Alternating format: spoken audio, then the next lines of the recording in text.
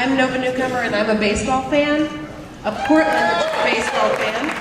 Portland's my city, it's my hometown. I love that it's weird, but we don't have a major league team. Go Mets! Neither do we. Let me explain what it means to be a baseball fan. Oh, we have John Stewart here. Baseball fans are stalkers, particularly Portland baseball fans. If I plan a trip to a city that has a major league team, I will not go there between the months of November through March. Baseball season starts in April. And I always look for baseball fields, even when I'm in the plane. I just look out the window and try to see baseball fields. I'm also a jealous baseball fan. When I see golf courses, I always just mutter to myself, fewer of those and we could have a major league stadium here. No offense, golfers, but to those of you who say that you'd rather watch golf on TV than baseball, for shame.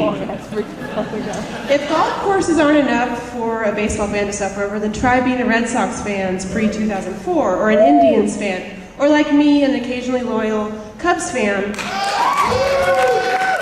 With 100 years of suffering, and that image said something really funny. It said, dude, that's like a freaking ass long time ago.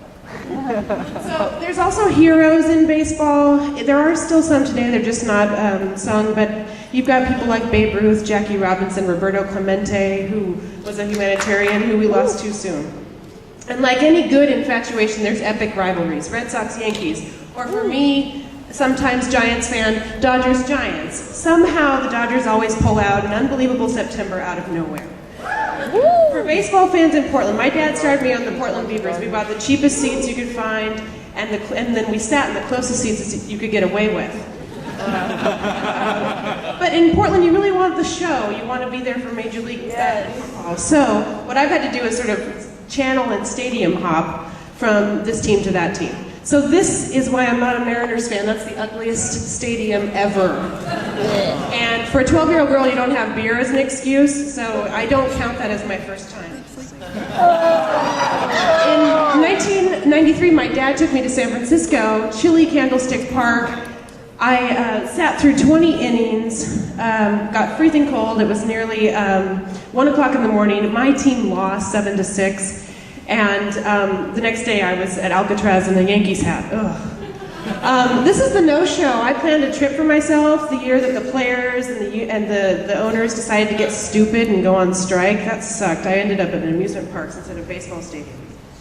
This is the 2001 World Series, Game 7. The sportscasters had their 9/11 tinge commentary on how the Yankees were destined to defeat the Diamondbacks, but the Diamondbacks actually won. And I decided to go with them that night because it was kind of strange bedfellows. I'm not a fan of expansion teams, but the Diamondbacks were my team that night. This is my first trip to the very sacred Wrigley Field. This is my best friend and I.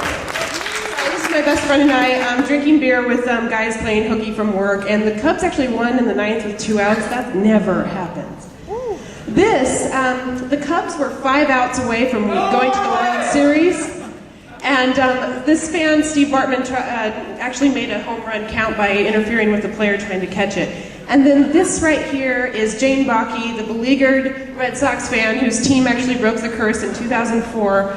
I got to live vicariously through her because she actually poured champagne on herself in her dining room, crying with relief and joy.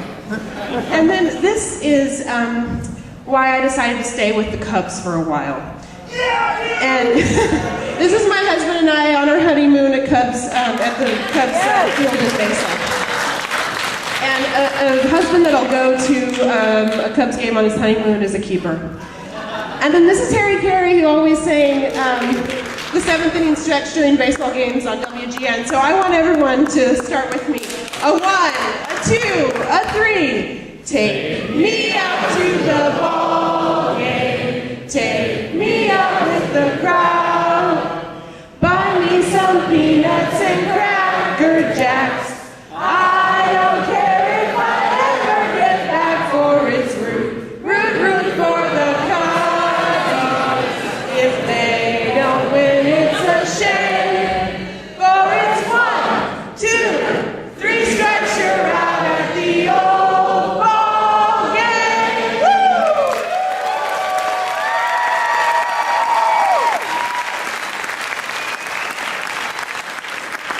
If I can get my sister to come to a baseball game after falling down a flight of stairs in a Brooklyn walk-up on her way to catch a subway to a Mets game, and I quote, don't worry, we'll still get to your precious game. If I can get her to go to a Mets game, Portland can still find a way to keep weird and cure my baseball schizophrenia.